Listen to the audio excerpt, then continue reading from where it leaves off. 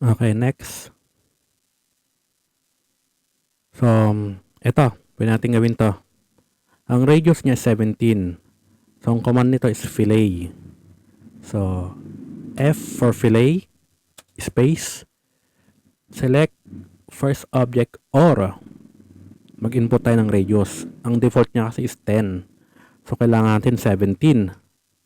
So, type mo lang yung R para mabago yung radius. Type R, space or enter. Tapos, select first object, specify fillet radius. So, yan. So, i-type natin 17 para mabago. Space. Okay na. Select first object na. Select. Tapos, select second object. Yun. Click. Yan. So, meron ka ng curve dito na tangent sa ayan, gumawa. Ha? sorry. Nakatawa ako. Hindi ko alam sasabihin ko. Next. Ano pa? So, mamaya na tayo mag-trim. Gawin mo natin tong dalawang ano na to. Ito pa. So, parang tong line na to, tangent sa circle na to, which is perpendicular sa line na to. So, gumawa tayo ng offset. Since ang radius nito is 18, so mag-offset tayo ng 18.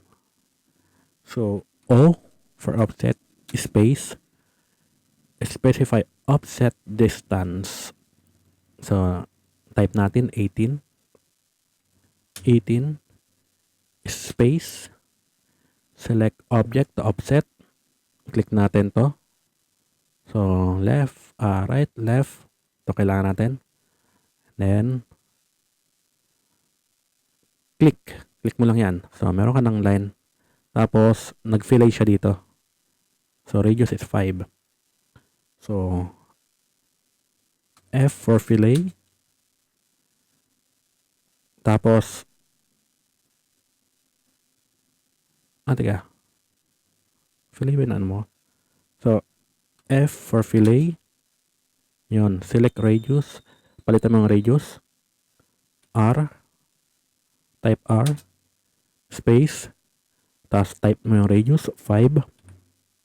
Space. Select first object. Kahit saan dyan. Click. Click. Yun. So, ano na?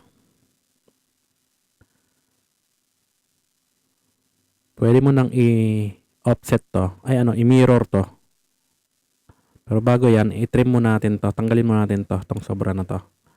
So, TR for trim. Space. Select object.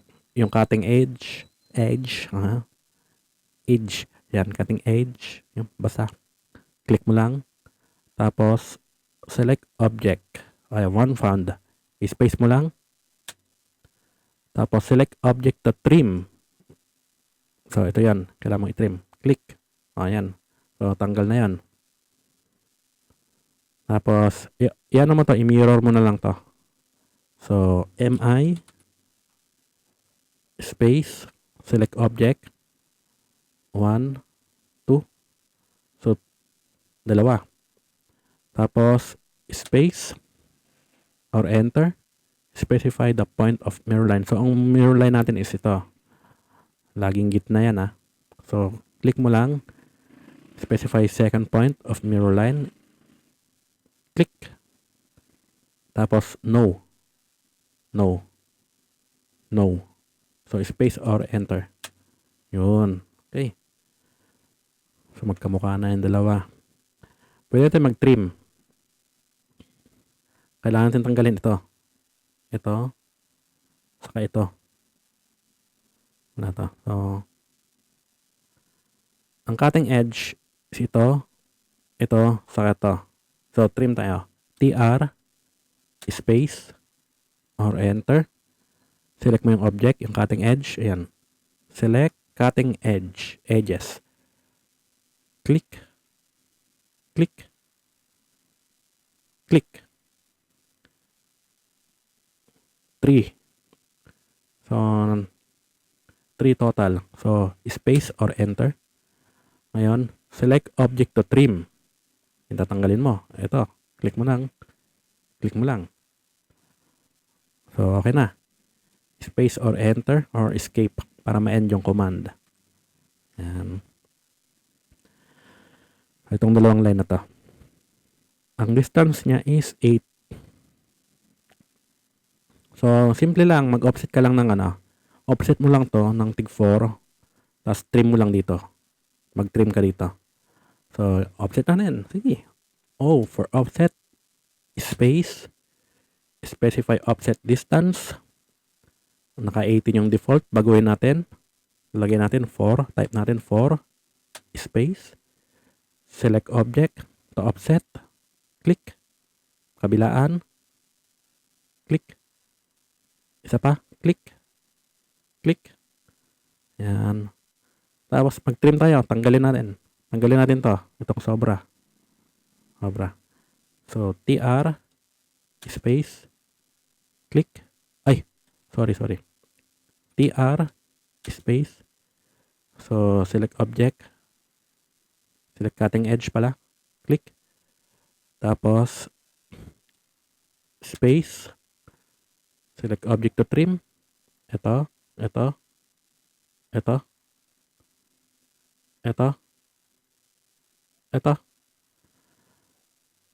Teka, ano ba itong sa gitna?